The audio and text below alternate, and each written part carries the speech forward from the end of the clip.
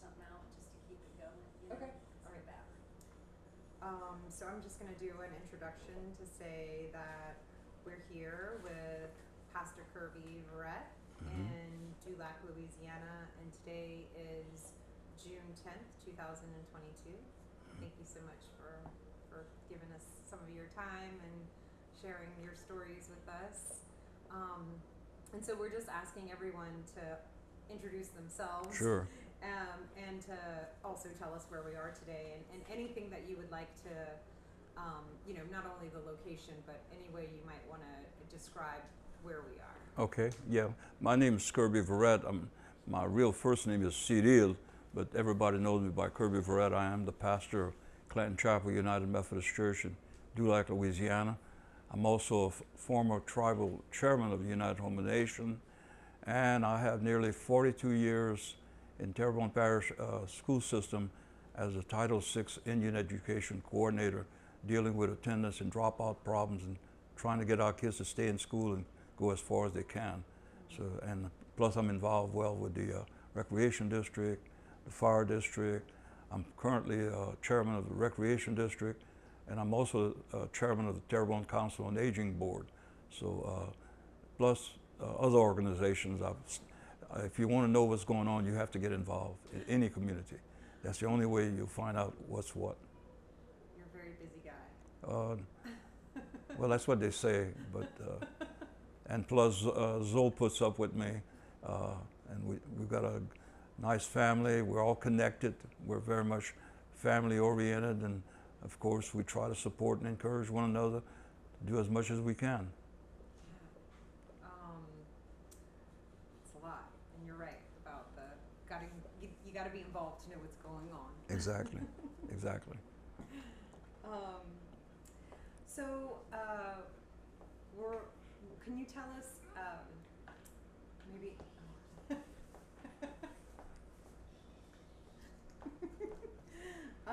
can you tell us where you were born and also who your parents are and where they come from? Okay, I am originally from Bayou DeLarge. I was brought up in DeLarge. I was actually born at the Charity Hospital in New Orleans as one of the first cesarean births. Our oldest brother died at birth, so I was one of the first cesareans births at Charity Hospital. But my whole life was being brought up in DeLarge, attending the Baptist Indian Mission School in DeLarge, and also being an altar boy and attending finally the public Indian school that only went up to 8th grade. And so that was going to be the end of my education. And end result though, in 8th grade I got into a hunting accident, and the Catholic priest came and see me, and I had been a good altar boy, and he wanted to know where was I going to go to high school. And there was only Terrebonne High School or St. Francis Boys School. And I told him, I said, I wasn't going. He said, why not? I said, because I can't. He said, what do you mean you can't? I said, well, I'm an Indian. We're not allowed to go to high school. And that basically kind of brought a big long tear down his side, his face. And he said, I've been on this bayou for 4 years, and I didn't know that. If I can get you into the boys' school, would you go? I said, sure. So that was a disaster of almost losing a leg and then ending up with an opportunity to go to high school. I did learn one thing. I had to take a foreign language, so I chose Latin. And when the paperwork went to the principal, he called me to the office and said, Verret, he says, I see you put Latin here. I said, well, I had to choose a foreign language. He said, well, why didn't you choose French? I said, well, brother, French is not a foreign language. I already know it. So he kind of instructed me that I really didn't know French, and he said, I want you to take French, it's going to bless you all your life, which in turn it did, because I went on to college at Nichols Tate, and I had a full-time job and I was a full-time student, and every time my grade point average would slip, I'd take another French course. And by the time I was a senior, I was in the graduate courses, so I learned all the world dialects, so that was a special part of learning. Even got to be a radio DJ for KHOM, KTIB for a few years too. So got a lot of exposure out of remembering the language that goes back to the 1680s that our tribe picked up. Wow, that's awesome. You had quite the life.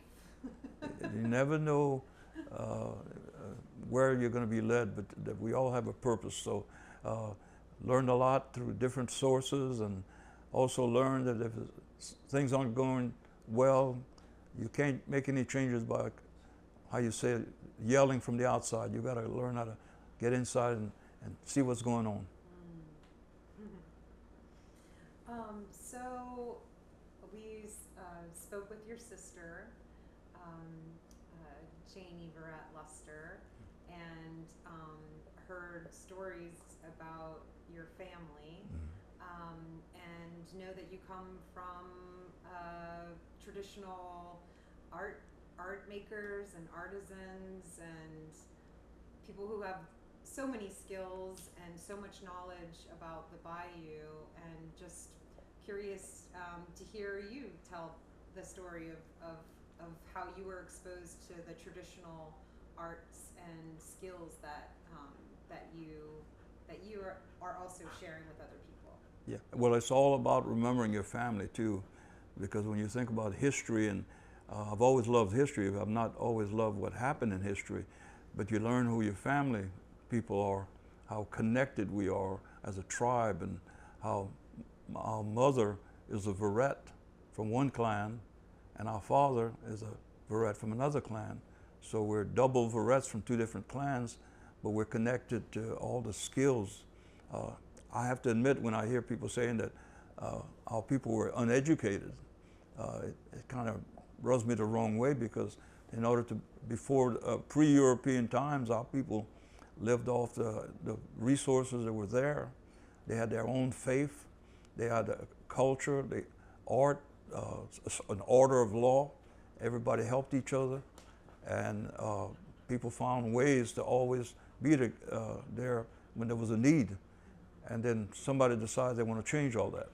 So it's sad to say we were at the top of our history as as Houma Indians, but then we were into another world that forced us to really be at the bottom.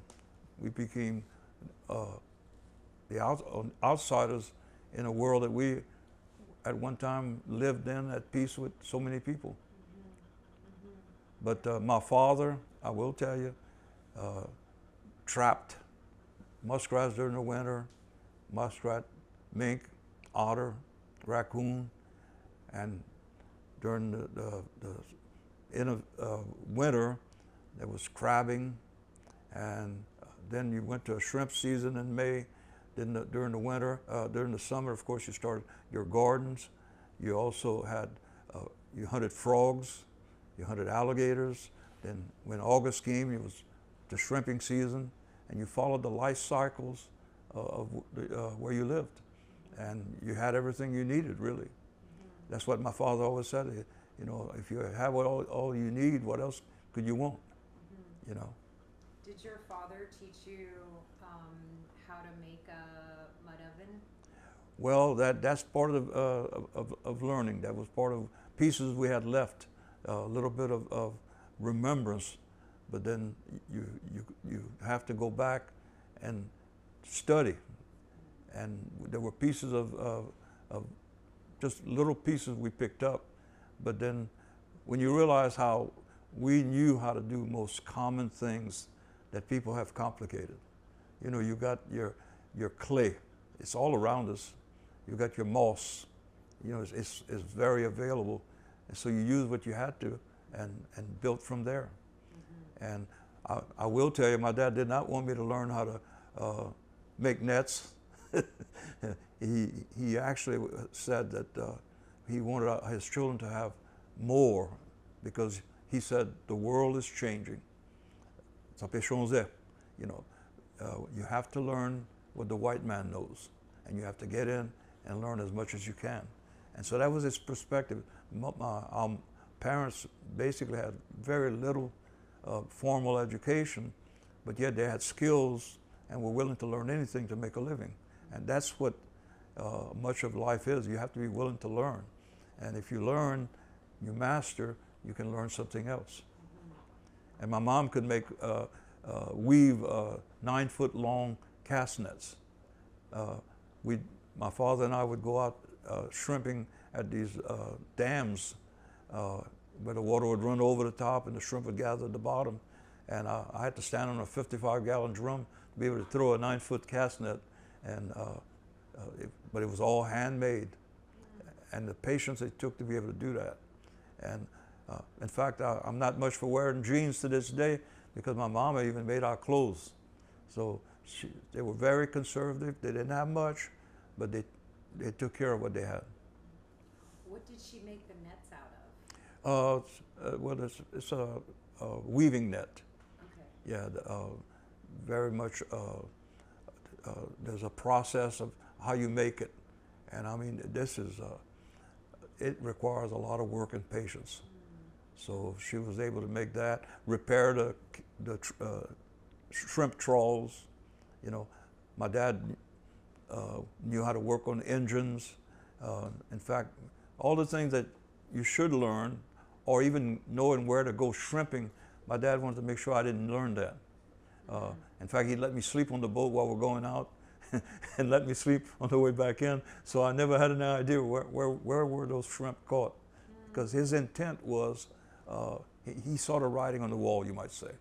He saw that in many ways our people worked the hardest, but we were at the bottom of the rung, you might say, because everybody else made the profit. Even in the trapping, our mom would be the skinner for our grandfather and dad.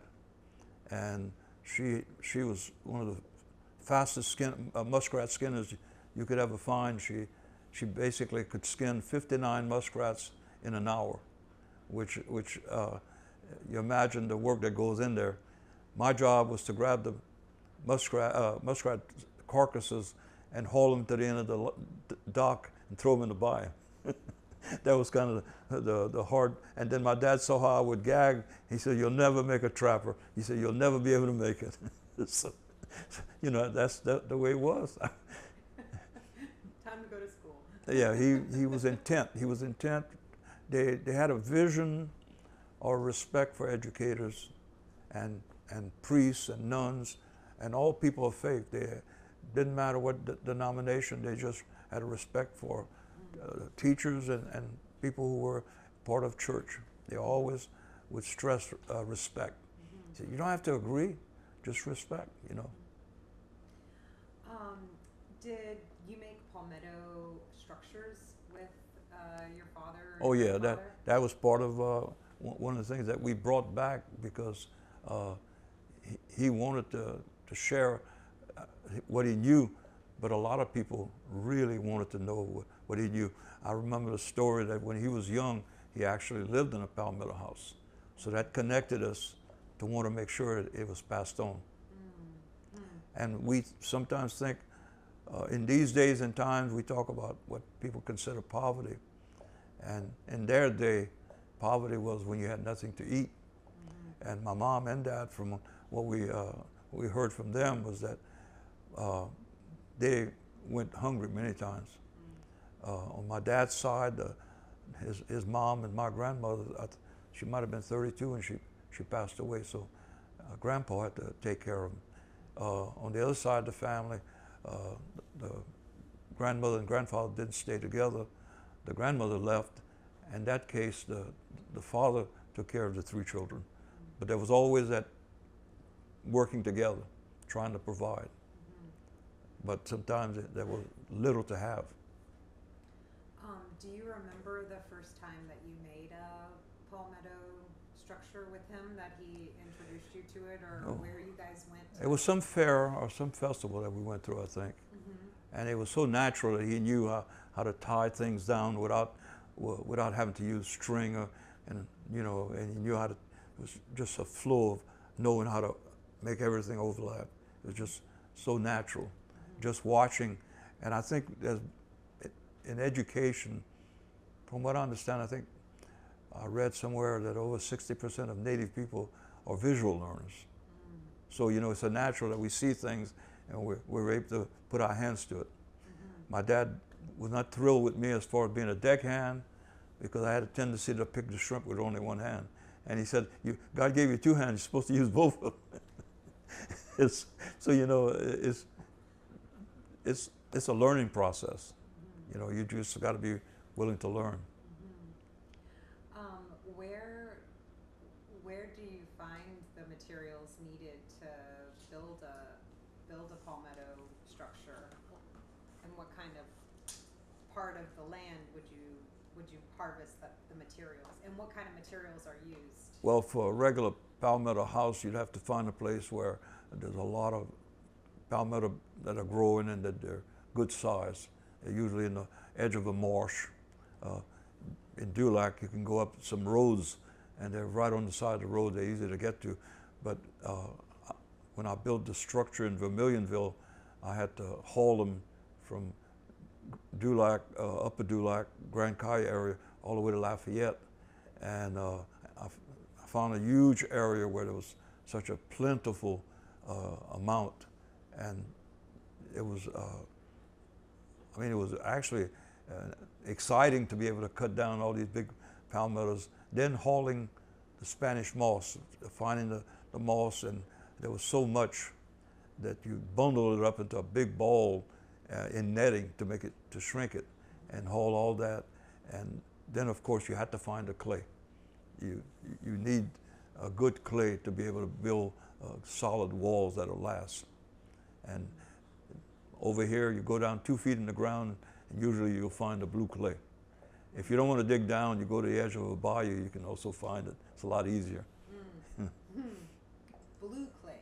Yeah, there's blue clay. If you go closer to Lafayette, there's a lot of red clay. I don't know why that is, but that's just the way the land is developed. Interesting. So you were kind of older when you really, most of your youth, not that you weren't exposed to all of these traditional ways and doing them, whether you wanted to or not. Yeah. And also being... I even ran traps when I didn't even have the energy to open the traps. Yeah, learning how to set traps for the muskrat. And my mother would open the trap, and there's a steel bar you put to keep it open. And when I'd go run the trap line, I'd bring the trap back with the muskrats in. Because I might have been 5 or 6 years old. Wow. Yeah. And of course, our mother not only did all the muskrat skinning, she also cooked, kept the whole house. And she really never learned how to read, but she would always bring newspapers to the camp. And when the geese would start coming south, she'd go to the back in the open marsh behind the camp, and she'd take sheets of newspaper and let it fly into the wind. And the geese would be flying, and they'd think there was other geese that was down on the ground because they see that movement, and they'd come down, and she'd pull out a 410, and that would be our supper. You know, she was a good shot. Oh yeah. Wow. Oh yes, she was. It was like a natural flow. There was no such thing as looking for somebody else to do it. She would just flow, and whatever it needed, she was really good at it. Wow, that's awesome. Wish I could see her out there with her 410, throwing the newspaper, calling in the keys. Yeah. Wow. And your mom, she was an artist. Oh yeah. An artist. She was into appreciating what we sometimes don't realize how much people really appreciate creating, being creative, and using what you have. You know, just taking things that we might throw away. She could see the value in making flowers and different items, taking Spanish moss and making dolls out of it. You know, there was no such thing as going to the store. Stores were a rarity. And then if we went there, people kind of looked at you kind of unusual, you know, it's kind of strange, you know, because there was such a segregation for such a long time when we were young. You know, we couldn't even go to the movie shows, movie houses in Houma, but we could go to the drive-in. and you know, just the way the world was, so many lines, you might say. And we were brought up basically, even if people do you wrong, you just don't become like them and do them wrong. You kind of rise above it, you might call it. Are there, were there any boat makers that you grew up around? Oh yes, yeah. We had one boat builder just about maybe a couple of 100 yards away from, maybe a little further. We call him Nongdus.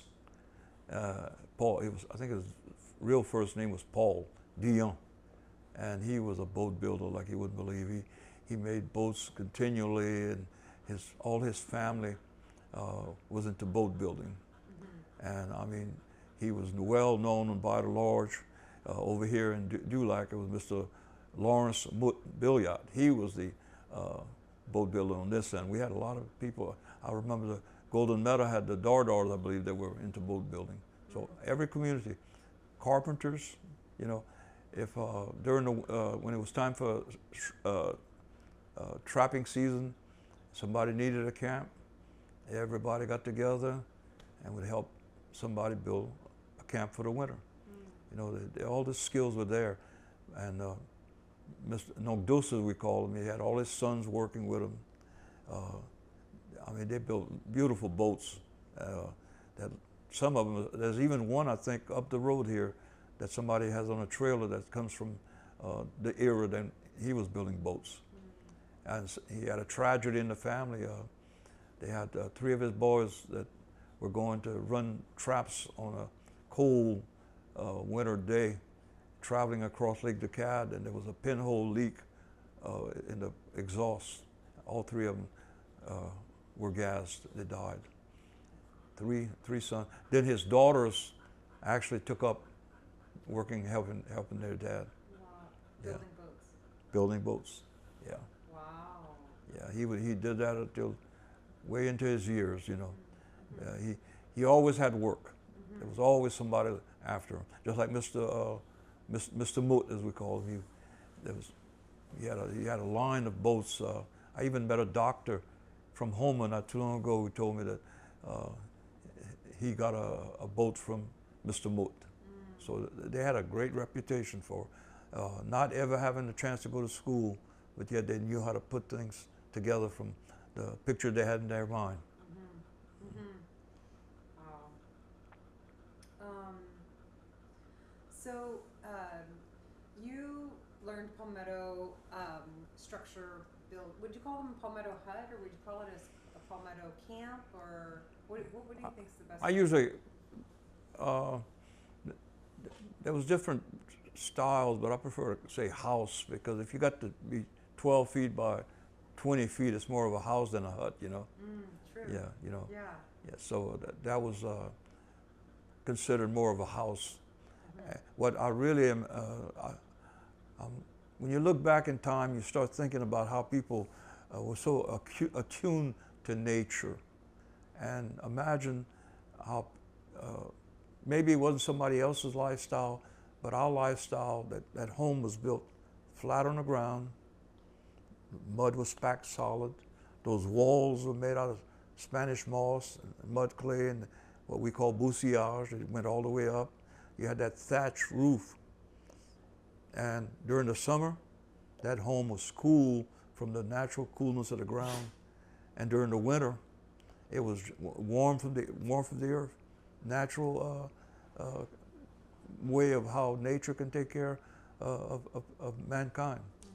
And people, my dad would say, you know, with as bad as the economy has gotten, in the old days, he said, well, if it ever gets so bad, he says, if a hurricane destroys my house, I'll go back and build a palmetto house, and I won't worry about insurance. I'll just rebuild another one if something happens to it.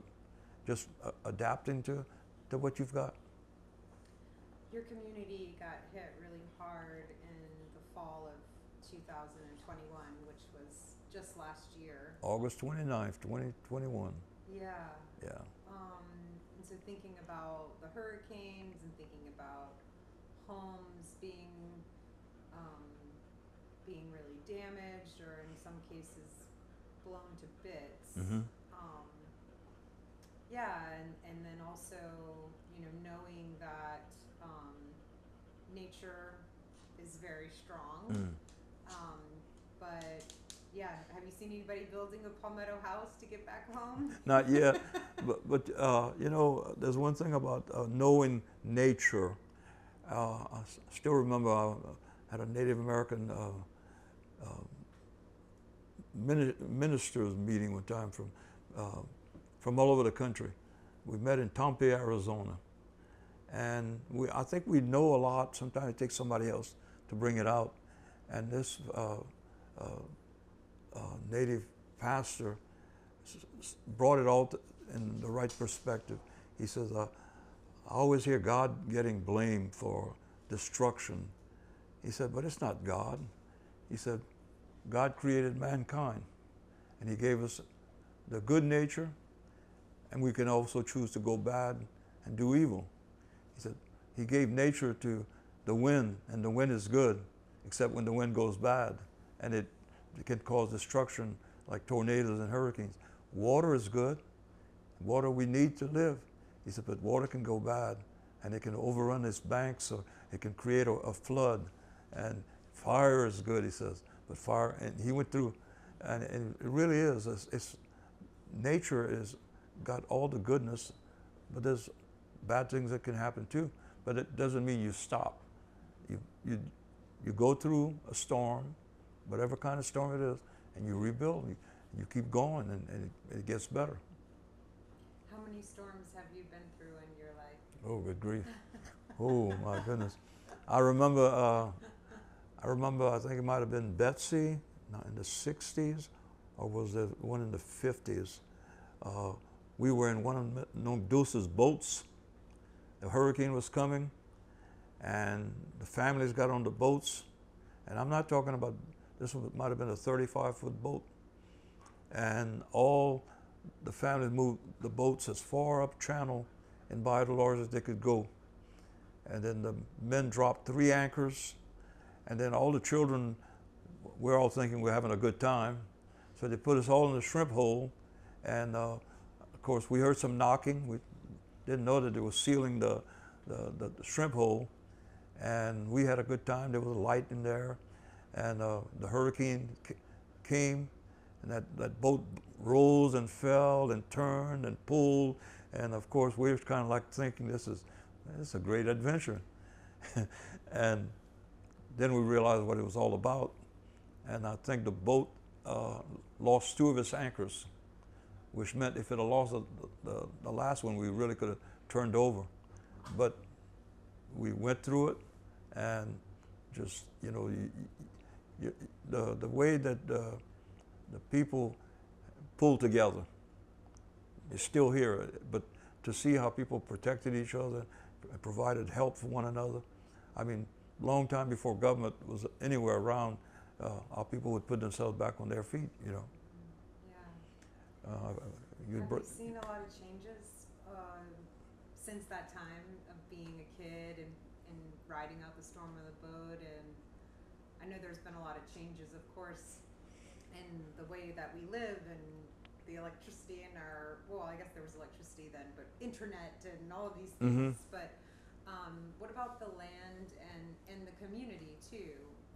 Can you talk a little bit about how things have changed from those times in the 50s and 60s to today?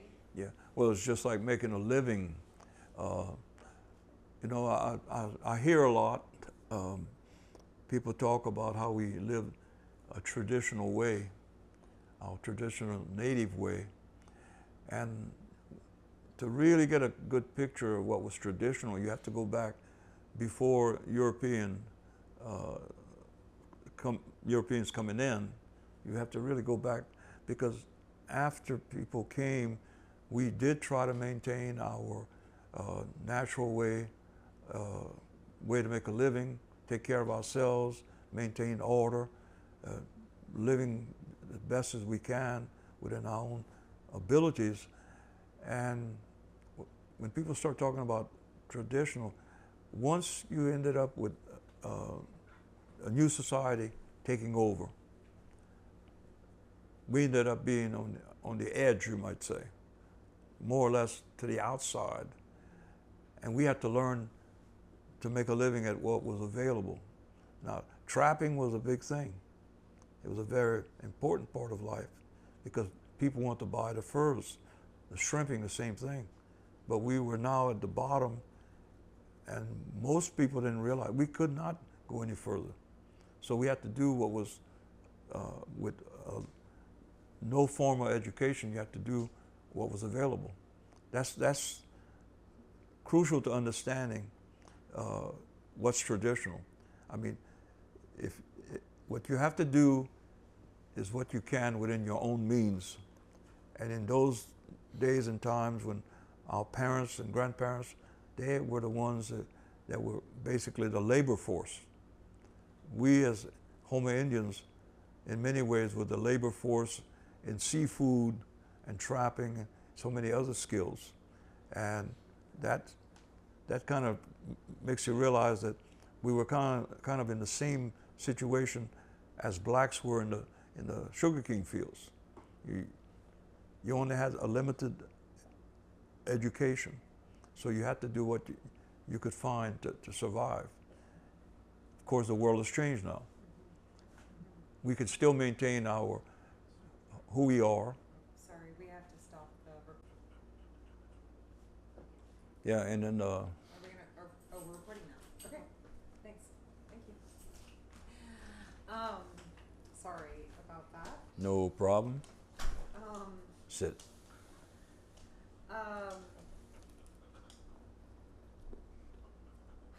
how has the land changed Well, over time? this is what's so interesting. You have to basically look at what man has done to change the world, and imagine in our area how the building of the levees along the Mississippi River, and then cutting off the water that used to flow through Terrebonne Parish. And considering that Houma was at one time the main area where millions of years ago the mouth of the Mississippi River flowed into the Gulf from here, and then of course it shifted to the east, and then mankind comes along and starts building levees and cut off the flow into these areas, which in turn caused the Gulf to bring in salt water further in. It started a reaction. As long as the fresh water was headed south, it maintained a larger area of fresh water, which meant more plants, more production. But once that was cut off, it started a reaction. Then with that, when you had the oil field drilling and digging canals, that's created another problem.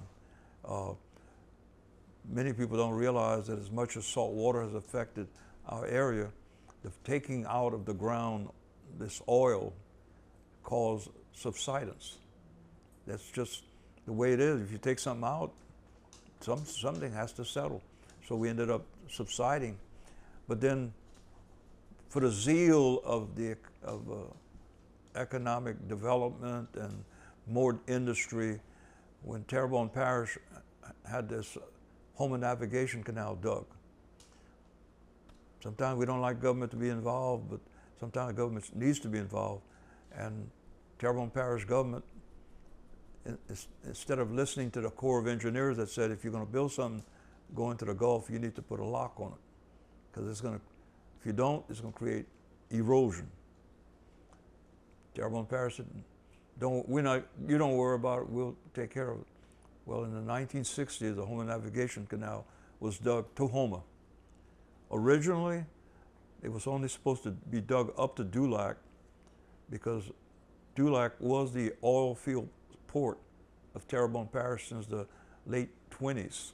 It was the place where boats left to go out to Caillou Island and all the coastal fields where there was a lot of production, especially by Texaco. But Houma, I don't mind telling you, Houma has been a source of trying to have everything come to them. So they dug the channel all the way with no lock, which meant that the salt water could work its way up. Then they never considered how the salt water was spread further and further out. And so it created a kind of a domino effect. And the more salt water came, the more things started dying. And end result is, with the canals that should have been closed off, the world would have been different if they had just been more mindful. We talk about the environment and conservation, and we're in a position that if we don't do something, we're going to keep losing. We're in a place right now that had people not spoken up, and it was not popular, I assure you, to stand up to government agencies that had no experience with dealing with the environment, deciding where they're going to put a levee. In fact, half of Dulac was going to be left on the outside. Lower Pointe-aux-Champs and Île-à-Jean-Charles was going to be left out. Lower Dularge, because they felt the levee should be further up. We had to fight to get this area included because Dulac has a lot of docking space. We lost a lot of companies because the talk was Lower Dulac was going to be left out, which meant that if you were left out, that we wouldn't be able to do anything here. But fortunately, we organized, and the bottom line is if you don't protect it, you lose it. We got it as far as we could. I must say, some people not think that levees aren't important or shouldn't exist, but in our case here, it was a matter of saving the community.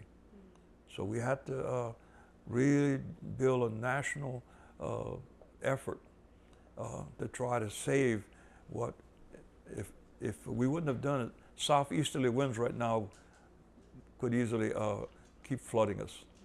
A hurricane would really destroy everything. And since we've had the levee system in place, we've had hurricanes that have hit us, and with 8 feet of water on the outside, and we were dry on the inside. You know, had we just said, don't worry about it, let the consequences fall, there would be very little we could even do on this side of where we are. And what's the name of that levee that's protecting you? Morganza to the Gulf. And is it completed now? Yes. And well, now that they completed it, they're now building a lock on the Houma Navigation Canal, and they're going to put a lock on the main bayous also to control the flow. Now, when you think about my other concern now is that if you're going to control the flow, what about the shrimp? I'm trying to get to executive director of the levee district and ask them, if you start controlling how water comes in and you want to maintain a level, how do the shrimp flow in here and lay their eggs and then are able to get back to the Gulf if you close it off? That's a thought that I haven't heard anybody speak of. Yeah, that's a really important question. But knowing the flow of how the environment works, how some of our students, our young people, have a natural knack for understanding the environment, you know, and then some people who have never been exposed to this can put something on paper, it looks great, but there's other impacts. Give you an example. For one hurricane, during the shrimp season, they closed off the Chauvin Gate, and they closed the Dulac Gate and the channel, and one shrimper watched for 3 days that the water was cut off from going to the Gulf. And he got this great idea. He found out when they were going to open it. So he went out there in front of the gate before they opened it, and in an hour's time, He caught all the shrimp his boat could hold, because the shrimp were trying to get out. So they piled up, waiting for that water to start flowing. So there's a lot of impacts. I mean, you've got to know that if the way the seasons work, the way our two-day tides work, high tide and low tide, you got to know things flow out and things flow back in. And shrimp have to come in to lay their eggs. If they can't come in and the fish can't come in, you could basically destroy your shrimp business. With that also, we got to remember there's good things that can happen in industry, but people have to be aware.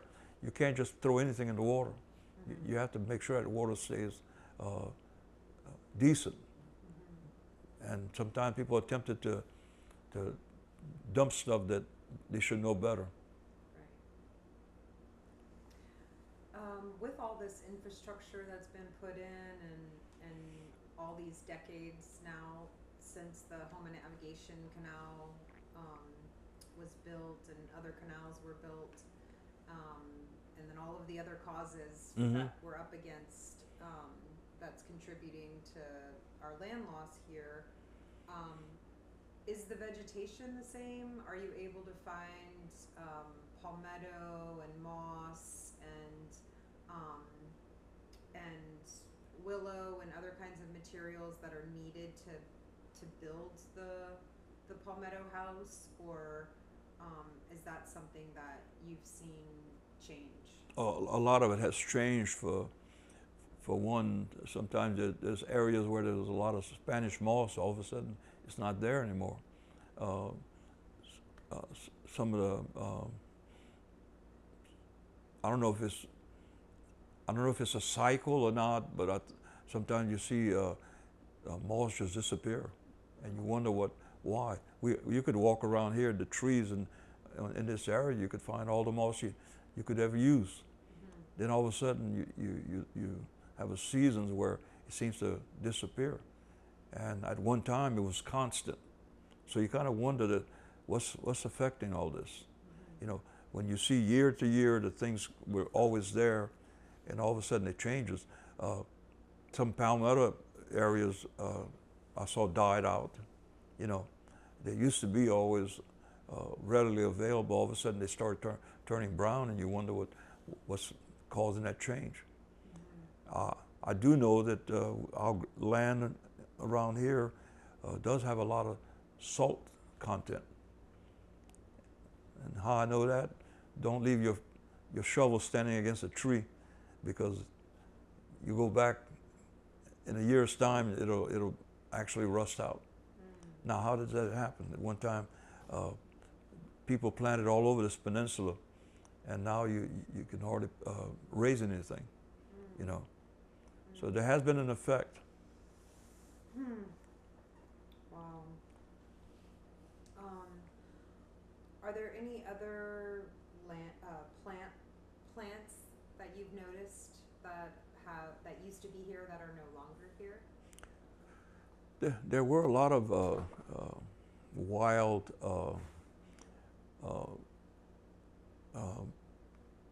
I'm trying to think of the name. I hate to.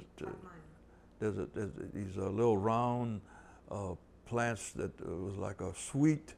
It had a lot of seeds, but it was real puffy. Persimmon? Maypop. Maypop, yeah. Grenade, yeah. That's one that you seem to. It's not constant. Some years you see a lot. At one time you'd always see it. You could drive down the road here, could pick up all you want. Some years you hardly find any, but at one time it was constant, and you wonder what's the cause of that.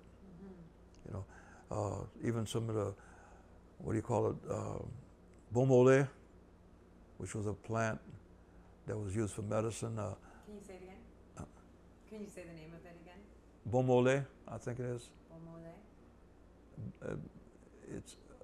It's like a milk plant.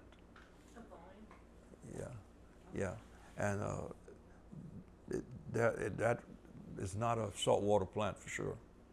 So you gotta you got to wonder how far the water goes. Mm-hmm. I will tell you that knowing people that do fishing, there's a saltwater layer that goes all the way to where the Houma Navigation Canal and the Intercoastal meet in Houma now. You can actually fish deep on the bottom and you'll catch redfish and drum. But if you fish at the top, you catch bass and perch. Now, that makes you feel kind of strange. How in the world is that going on? Mm-hmm. Then we have a problem even with our water system, that if some of that salt water gets into the waterways that provides our water to drink, you better believe some people will be affected because of blood pressure. Wow. Yeah. Wow. These things you don't think about. It's Mm-hmm. like you keep saying the domino effect. Yeah. You know? Yeah. How do you identify your work? That is a really hard question for you to answer. But would you consider, I mean, you're doing all kinds of different work, from education to recreation to spirituality,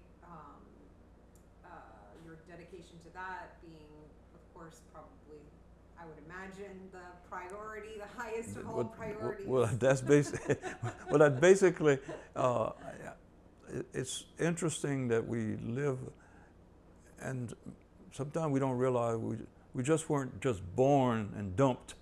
We were put here for a purpose. You know, before, you know, our people always had a great honorable respect for the Creator. It was natural. You know, people knew that everything comes from God. All good comes from God. And God put us here for a purpose. Yeah, our job is to try to find it and live it. And that's the challenge. And, you know, when I first came on this bayou, being from Bayou de Large didn't have the Indian population. So we had to kind of just flow and what was and do what we could. Then you come to Dulac and Grand Kaya, and this was a confrontational kind of world where the 45% of the population was our Houma Indian people. And of course, a dominant Cajun population. And there you had conflicts. And it was easy to complain and blame. And I guess maybe because I was from another bayou, and you saw the potential, you had the numbers. You had the numbers to stand up and get something done. But for some reason, people were used to just pointing the finger. I'm not going to that Grand Kaya gym because when I was young, I couldn't go there. They don't want us over there. Then you find out that nobody was stepping up. And then one day, one man says, well, I tried to get something done in the community. No, I didn't get much reaction. And somebody kind of throws me a backhanded compliment, you might say. He said, oh, why don't you go talk to your friends up there at the recreation district? I was kind of like my dad. My dad was one, you never told him something couldn't be done. He'd kind of show you it could be done. And so, or something was hard to do, he'd find an easy way to do it. So, well, I kind of took off on his perspective. So I go up there and start attending the meetings. And some of my own people, oh man, you don't want to have nothing to do with them. I said, well, yeah, but they got all the money for recreation. They got all kinds of things going on. Why not get in there? Well, when I was young, I couldn't. You can't go back.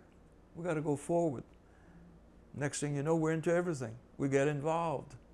People find out that we're not the enemy. Whatever went on in the past, it did happen. It was not good in most cases. But if you don't step up, next thing you know, and I'm not talking old history now.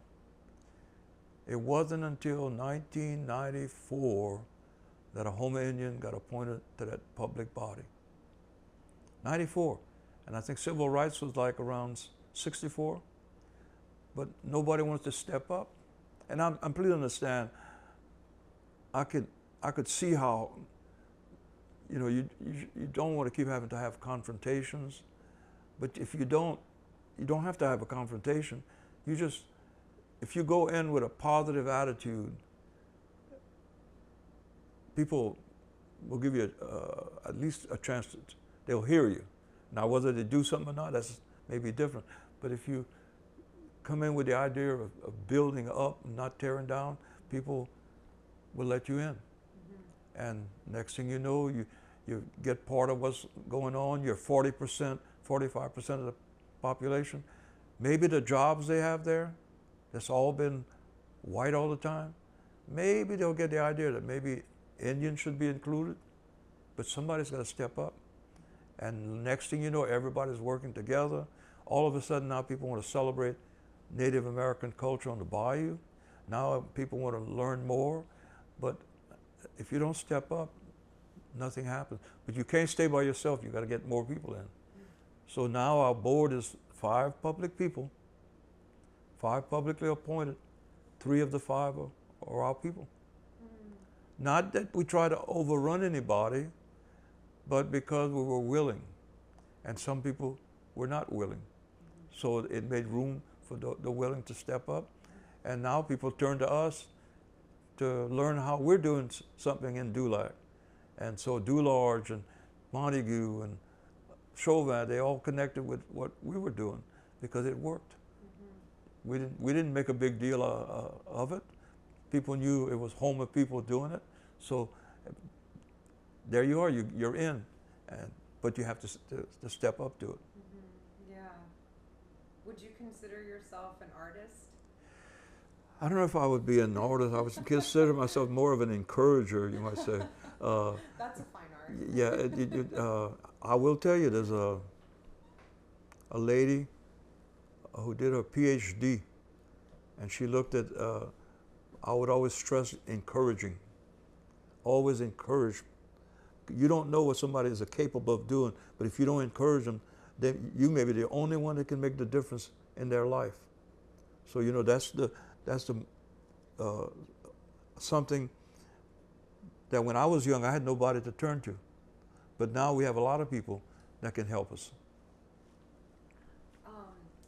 Can you tell us about your dad trying to, or participating in, or finding ways for Indian people to be invited and included in crawfish boils and Christmas parties? Oh, I tell you what, there's one thing I'll always remember when we were young. Basically, our father gave up his shrimping and trapping so that we would stay in Dularge rather than going out trapping or going out shrimping. And he took a job working with a seismograph crew so that we could go to school. Then he went to work at a pipe yard to where he had a regular income, and we would be able to stay home and go to school. And it turned out in the early 60s, there was a company that really had built up, became a major employer, and they had a large pipe yard. And it turned out that my dad, Mr. Louis Chasson, a whole bunch, there were 32 employees in that department, 28 were our people. And it turned out that just at the turn before integration, it was just at that time, the big company, the big boss decided they were going to hold a big Christmas party for the employees. And it was going to be for all the families, all gathering at the Houma Municipal Auditorium. And brand new built. And Leon Gary was the mayor of Houma. And the talk was about having the party. Everybody was invited except the Indians. And Mr. Louis Chasson was the crew leader, crew supervisor. He was a Native American who basically handled the crews in that pipe yard where they wrapped pipe with tar that would lay out the pipelines for wells and all that. And Texaco was a major customer.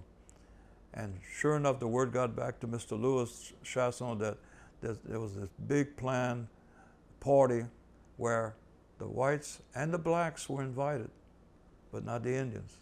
So Mr. Lewis called all the men together. He told them what he had found out, and he was very passionate in saying our families, our children, and our wives are as good as everybody else's, and we work just as hard, and our families need to be part of what's going on. And he said the only problem is they may not want us to go, so we need to make an agreement. I'll speak up, but if they try to fire me, I want all of y'all to quit. And if they try to fire y'all and keep me, I'll quit. So they came to the agreement. And sure enough, when one day after lunch, when it was time to go back to work, all the men stayed playing Pedro. And the boss came along and said, "What's going on here? Y'all want to lose your jobs?" And Mr. Lewis said, "We heard about the Christmas party, and everybody else can go except our families, and we're not going to work until we can go to the party too." So the boss went to the office, talked to the president of the company. He comes back and said, "I'm sorry, but there's nothing we can do because it's the mayor of Houma that doesn't want y'all there." So Mr. Lewis said, "Well, we're not going to work unless our families can go." So lo and behold, the president of the company comes over and tells them that it's sorry, but the mayor doesn't want y'all there. There's nothing we can do. He said, "Well, you can find another place." So the president of the company said, and his name was Fred Newman. He said, "I'll go see about what we can find out." He went to the roustabout department, which is the labor pool part of the company, and he wanted to get the roustabouts to take over the Indian jobs. And when they would try to recruit them, they said, "Oh no, we don't want to work in that tar and smoke. There's no way we want to work that hard. We're not going." So he was stuck. So lo and behold, they decided to have the party at the agricultural building on the air base in Houma. And I still remember my dad telling my mom, and I could hear the talk, that they had come together, and because they wanted their children and their wives to have the same as everybody else, but he was going to put his job on the line to make sure they would make this happen. And Mr. Louis Chasson was the true leader, really, who brought them all together. And it was not it was kind of a cold day on the air base in that covered building with no walls, but everybody had a good time, and it's history. Mm-hmm. But imagine the Houma Municipal Auditorium with a big Indian head in front of it. They weren't going to let our people in, but it took people to stand up and be willing to. They weren't looking for anything more. They just wanted to have the same. And I think that's a noble cause for everybody to want. Yeah, it's really sweet to see how being in solidarity can really change. And they weren't asking for any more, just to be part of what was going on. Mm-hmm. And so that kind of woke me up a little bit about what happens if people are willing. That's kind of, he was kind of one of my person that touched me. Mr. Tom Dion here also was a big influence, who stood in the roadway with 17 children for their kids to go to school. And he wasn't putting anybody else's children on in danger. Those 17 kids were his. So and Mr. Tom really was one that really stood up in those hard times. So that you can see that it's not always pleasant, but if you stand up and stand for what is right, you can expect eventually good will come of it. Are there other individuals who are artists, or just, I feel like everybody's an artist, so everybody has different gifts. who are those people that you look up to besides Mr. Dion and the men who worked with your father, who all really banded together to create something better, Mm-hmm. or pathways at least to a new destination. So are there other people in your life, or who you know, or maybe who you admire from afar? Well, and it's not just our own people. There's so many, like Mr. Moot.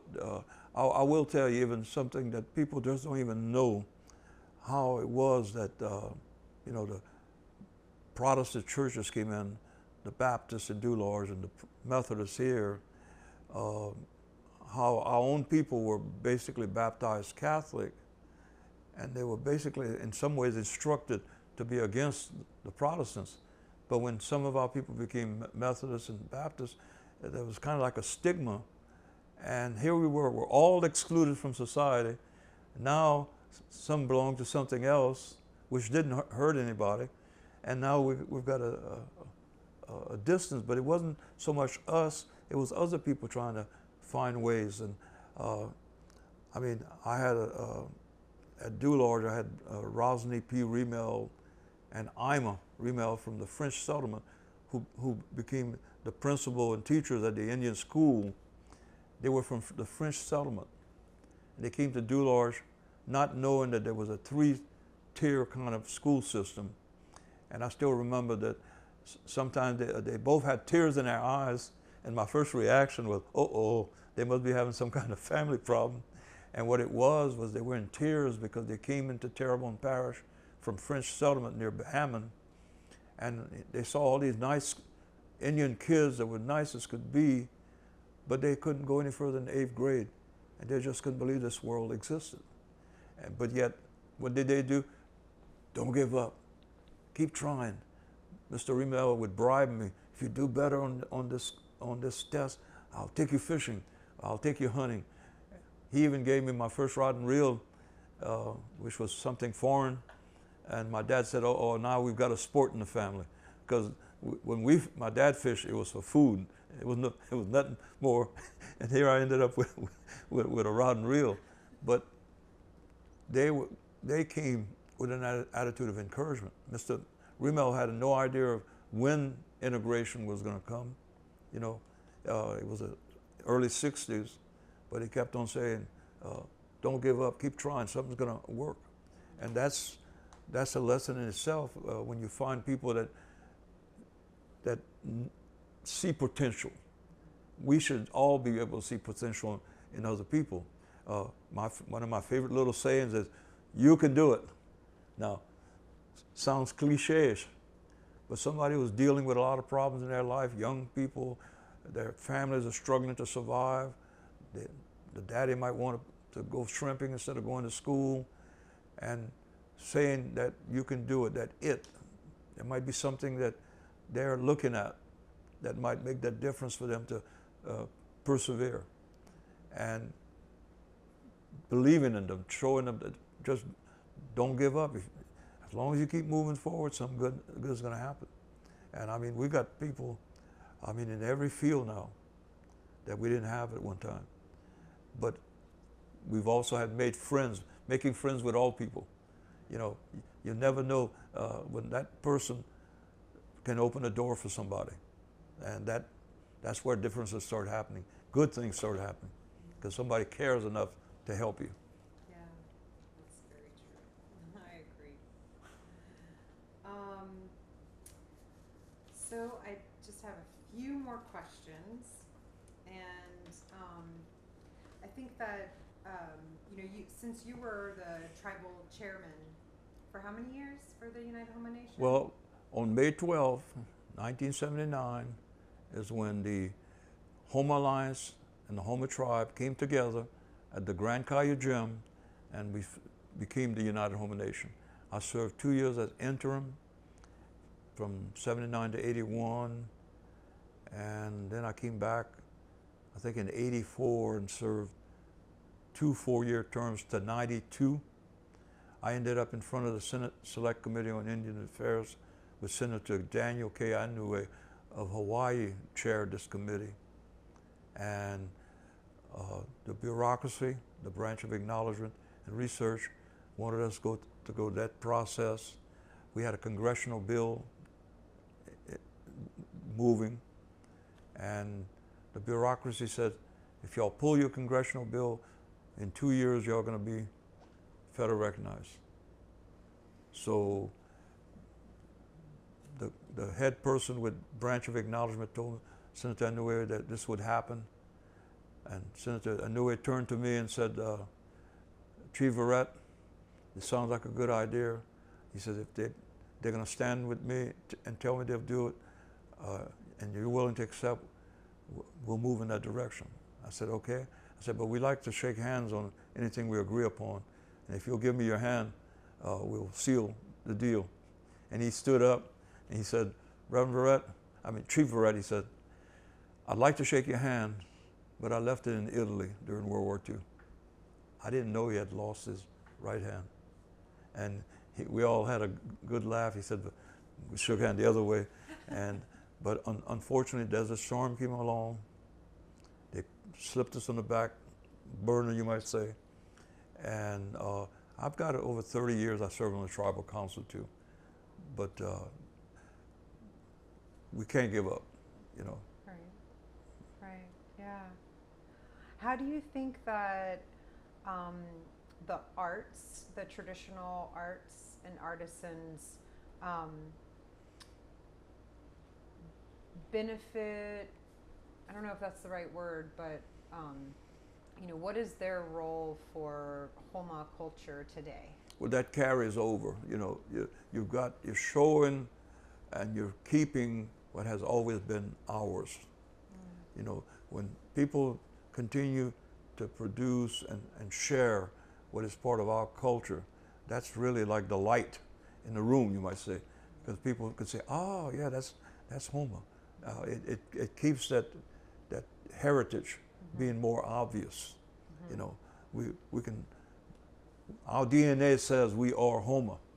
Our DNA also says that as Native people, we have a perspective that may be different in our reasoning process, but we might learn some things, but we still process it in our native way.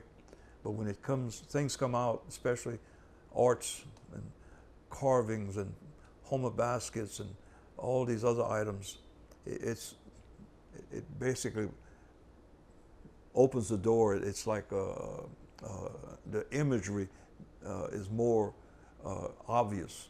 And we're very fortunate we still have people that keep these things going. Yeah. The thinking about keeping things going and thinking about many years into the future, and you know, you are a Houma ancestor for all those who come behind. What is it that you want to tell those descendants about you and about the traditional skills that you have with the Houma house, palmetto house making, and the mud oven making, and all of the other skills that you've been introduced to and have been passed down to you? Well, we need for people to remember who they are. We can talk about formal education. We can talk a lot about what we can learn, but it's what we inherit that makes us deeply who we are. I'm a true believer that no matter what happens, it's like a compass within ourselves, that DNA that still has thousands of years of an imprint on who we are that needs to be passed on, that you just don't give it up. You have to relate to it and support it and keep passing it on. You just cannot become, and we all know that there was a lot of efforts made to make us something we're not. We don't have to be something else. We just need to be the best that we've been made to be. And that's a process. I keep hearing people say, don't ever forget who you are. You cannot forget. As much as the world wants to wrap us up and make us look like something else, deep inside, who we are is still there, and it will be passed on. But it takes people. It takes people. It takes a core that expands and goes out and keeps sharing. If you don't have that, then you could face some serious problems. What are your hopes and dreams for the future generation of Houma artists and Houma, all Houma? Well, main thing is we need to keep passing on our arts and our crafts and all the things that we've had an opportunity that was passed on to us. But we also need to keep moving towards federal recognition. Quite frankly, we are a sovereign people. Without it, we are sovereign. We've never been defeated. We were never captured and moved to reservations. We've maintained our freedom. We've been a peaceful people, and I would have to admit that being peaceful may have cost us federal recognition. We could have had it maybe in the 1880s had we gone to war like many tribes did, and the peace treaty became the instrument that led to federal recognition. But I still believe that we can make it through peaceful ways, that people can't continue to deny us. It's not about money. It's about the honor of who God made us to be that needs to be acknowledged. And we're well-blessed people. I mean, we've survived things that's unbelievable. And it needs to be acknowledged and passed on, that we've fought the good fight and we've not given up, and other people need to acknowledge that. It's really not complicated, but mankind always has a fear. And we need not be afraid. We just need to continue pushing and pushing. And I think generations are starting to realize that the only reason we're not federally recognized is because too many people spent too much time trying to take away from us, when all along we would have helped them anyway. You know, we helped other people establish themselves and prosper, and we could have been part of the prosperity, but unfortunately people feared that we would be a hindrance. But we need to persevere. It's still there. It will happen. Yeah. And just to kind of piggyback on that, in regards to knowing that federal recognition would be a huge. But imagine federal recognition. What does that mean? Number one, we would be acknowledged as who we've always said who we are. But it's not, and people don't realize this, it would not just help us, it would help our whole area. We would be qualified to bring in other industry. We could help in health. We have only a few doctors, but there's a lot of health needs. That means other people would benefit to treat our people. Industry, we could partner up with other companies and bring industry into this area that may not exist. There's so many potential when people work together. I've seen it in other tribes where there was such an impoverished area. A tribe got federally recognized. Next thing you know, the community has so many of its people now working in what was a native venture, became a venture for that whole community. So there's a lot to be said. Instead of fearing somebody getting something, everybody benefits. How could the tribe help support the artist and the Houma artist and the traditional sharing of skills? That's, I think, is a major thing the tribe needs to support. I will tell you that within the Indian education, the school system, there's efforts to share. But I do believe the first to help do this is the tribe. The tribe should be promoting its own people to develop and and build even bigger. And that's could be a major part of what the tribe could do. You go to Tunica Biloxi, they've got a huge facility for supporting their crafts, and they're very accommodating for other people. Coshada does the same thing. We may not be federally recognized, but we've got a lot of people with a lot of skills that we need to nourish and keep them going so that we can get to the next level. Okay, I think this is my last question because I think the battery on your mic might be going. But my last question is there anything else that you would like to add or to share with us as kind of last words of our conversation, and any thoughts that thoughts you want to leave us with and whoever might be listening to this recording into the future? Well, really, I really feel that when we see all the problems in society today, I can't help but to really get people to understand that we're not our own creation. God created us all. And He didn't put us on this earth just to be antagonistic. We should be all people trying to lift up everybody.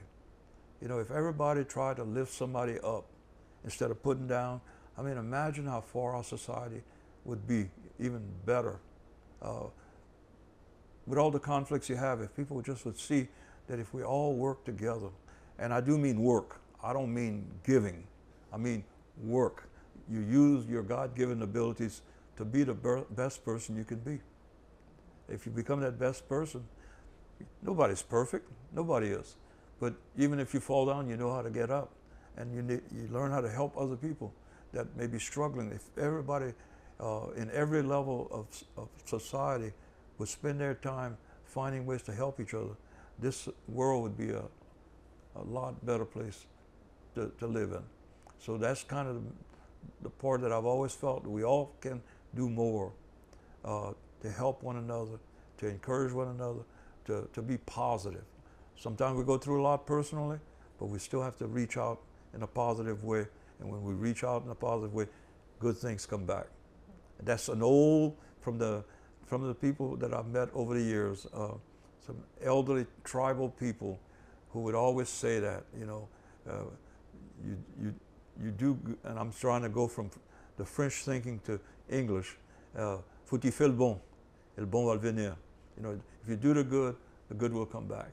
And si le bon Dieu veut, if God wills, it's not an if, it's a reality. If you allow yourself to be led, you will have good things happen. And even sometimes when you stand by yourself, if you stand for what is right, people will realize it, they'll come around. But if you give in to bad, it's a lost cause. So I'm a firm believer that if we all do our best part to help one another, good will keep coming and people will have a better opportunity in life. Thank you so much. Okay. See? It's been great talking with you. See?